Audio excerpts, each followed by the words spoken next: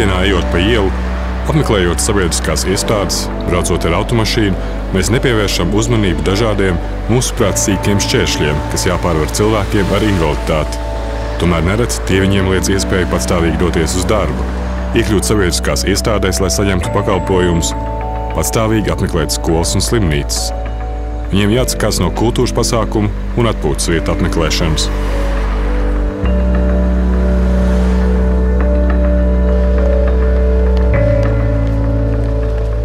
Beidzot esmu sasniedzis tās durvis, kurās man vajag iekļūt. Tepat ir pacēlājs un par to ir padomāts. Tomēr šī miskaste atkal manu ceļu ir apturējusi. Nereti ar šīm problēmām sastopas arī veci cilvēki un cilvēki, kuriem ir mazi bērni. Pārvietošanos ar ratiņiem pa pilsētas uztver tādu izaicinājumu, man liekas. Pirmās reizes, kad es braucu autobusā, man likās, ka es baigā varoni, ka es tur tikus iekšā, bet ka pa lielam cilvēki arī necenšas palīdzēt neviens un tā kā jātiek pašam galā.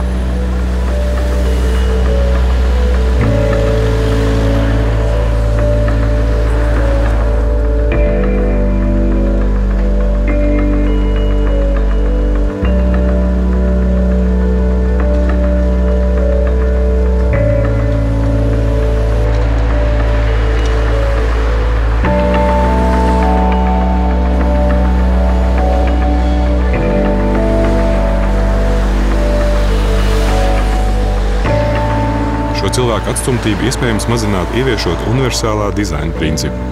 Tas paredz pielāgot vidi tā, lai tajā komfortabli justos ik viens, gan veseli cilvēki, gan cilvēki, kas pārvietojas ratiņkrēslos, cilvēki ar redzes un dzirdes traucējumiem un citiem invaliditātes veidiem, kā arī vecāku gadagājumu cilvēki un vecāki, kas dodas ārpus mājas ar bērnu ratiņiem.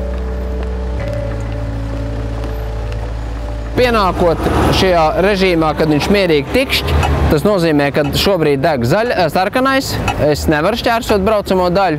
To, protams, apmāca rehabilitētāji. Augšpusē šeit ir bultiņi, kas norāda virzienu, kurā man ir jādodās. Šī kastīte man palīdz šķērsot brauktu tā kā pienākās, nevis pa diagonāli. Tad es sataustu un es dodos pāri. Universālais dizains paredz vienlīdzīgu iespēju nodrošināšanu ikvienam, neatkarīgi no vecuma, dzimuma un garīgās un fiziskās veselības stāvokļa. To iespējams ievērot gan projektējot, gan būvējot ielas un ēkas, gan rekonstruējot kultūras pieminekļus.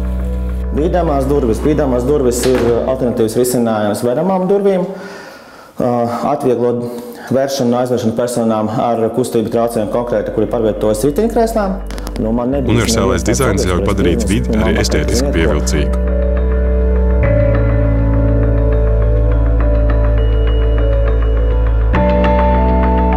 Mums ir jādomā par visiem cilvēkiem, neizceļot konkrēti cilvēku ar invaliditāti. Universālais dizains, kas tas ir? Tas ir pakalpojumu, vides, informācijas un produktu pieejamība visiem cilvēkiem.